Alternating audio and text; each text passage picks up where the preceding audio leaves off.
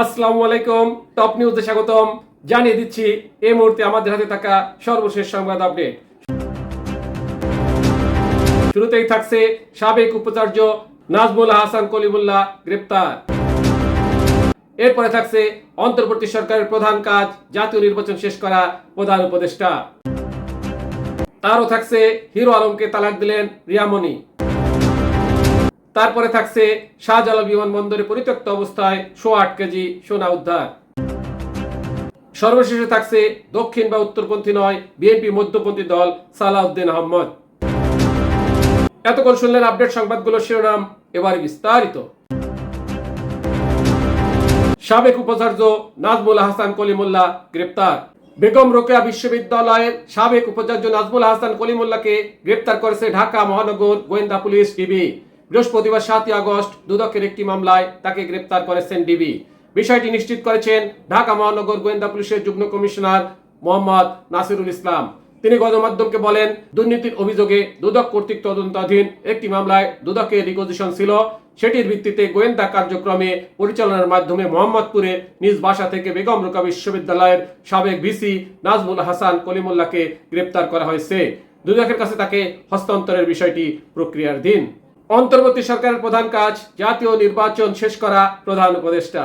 প্রধান উপদেষ্টা ডক্টর মোহাম্মদ ইউনূস বলেছেন, অন্তর্বর্তী সরকার দ্বিতীয় অধ্যায়ের প্রথম ও প্রধান কাজ হলো আসন্ন ত্রয়োদশ জাতীয় সংসদ নির্বাচন সুষ্ঠুভাবে সম্পন্ন করা। বৃহস্পতিবার 7 আগস্ট সচিবালয় উপদেষ্টা পরিষদের বৈঠক শেষে সাংবাদিকদের এই কথা জানান প্রধান উপদেষ্টার প্রেস সচিব শফিকুল আলম।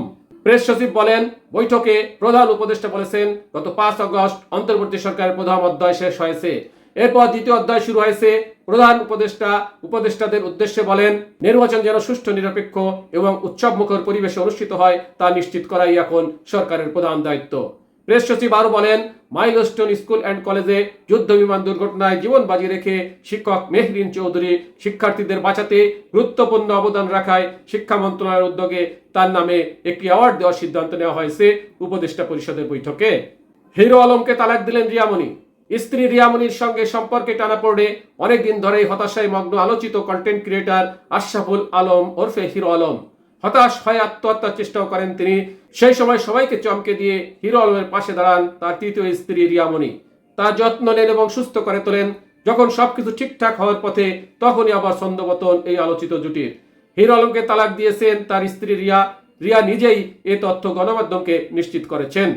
এ বিষয়ে যোগাযোগ করা হলে রিয়ামণি জানান, তিনি হিরো আলমকে তালাক দিয়েছেন। ম্যাক্স ছবির সঙ্গে কক্সবাজার যাওয়ার কথা স্বীকার করে রিয়ামণি বলেন, একটা কাজে কক্সবাজার গিয়েছিলাম, তবে এখন ঢাকায় আছি। হিরো আলমের সঙ্গে সংসার করার মতো অবস্থা নেই। সে আগের চেয়ে বেশি রকমের সমস্যা তৈরি করছে, তাই আজকে আইনি প্রক্রিয়ার মাধ্যমে ডিভোর্স দিয়ে দিয়েছি। শাহজালাল বিমানবন্দরে পরিত্যক্ত অবস্থায় 8.5 কেজি সোনা উদ্ধার। হযরত শাহজালাল আন্তর্জাতিক বিমানবন্দরে অভিযান চালিয়ে পরিত্যক্ত অবস্থায় 8 কেজি 120 গ্রাম ওজনের 70টি সোনার বার উদ্ধার করেছে ঢাকা কাস্টমস কর্তৃপক্ষ। উদ্ধার করা সোনার বারের বাজার মূল্য প্রায় 12 কোটি টাকা। বৃহস্পতিবার 7 আগস্ট সকালে কাতারের দোহা থেকে আসা বিমান বাংলাদেশ এয়ারলাইন্সের BG 326 ফ্লাইটে এই অভিযান পরিচালনা করা হয়। বিমানটির সামনের কার্গো হোল্ডে কালো স্কচ টেপ দিয়ে মোড়ানো অবস্থায় কাপড়ে লুকানো সোনার বারগুলো পরিত্যক্তভাবে পাওয়া যায়।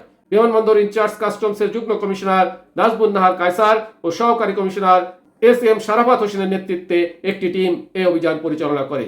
এ বিষয়ে কমিশনার মোহাম্মদ জাকির হোসেন গণমাধ্যমকে বলেন, বাংলাদেশ কাস্টমস দেশীয় অর্থনীতিতে সুরক্ষিত রাখতে বৈদেশিক মুদ্রা পাচার ও চোরাচালান রোধে সর্বদা সচেষ্ট। দক্ষিণ বা উত্তরপন্থী নয় বিএনপি মধ্যপন্থী দল সালাউদ্দিন আহমেদ। নানা সমস্যা ও বাধা বিপত্তি পাড়ি দিয়ে 1 বছর সরকারের কার্যক্রম সহজ ছিল না, তেমনি জাতির সঠিক আকাঙ্ক্ষা ও পূরণ করতে পারেনি। একথা জানিয়ে বিএনপির স্থায়ী কমিটির সদস্য সালাউদ্দিন আহমেদ বলেছেন, দক্ষিণ বা উত্তরপন্থী নয় বিএনপি গণমানুষের দল, এটি মধ্যপন্থী দল।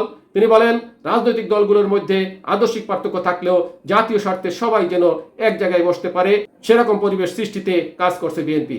এই জন্য সব পন্থার সঙ্গে আলোচনা করা হচ্ছে। বৃহস্পতিবার 7 আগস্ট দুপুরে রাজধানীর গুলশানে নিজ বাড়িতে সাংবাদিকদের সঙ্গে মত বিনিময়কালে তিনি এসব মন্তব্য করেন। বিএনপি পরবর্তীতে সরকারে এলে প্রধান উপদেষ্টা রাষ্ট্র পরিচালনার ধারণাকে প্রতিফলন করবে বলেও জানান তিনি। টপ নিউজ এখনকার মতো শেষ করছি। আল্লাহ হাফেজ।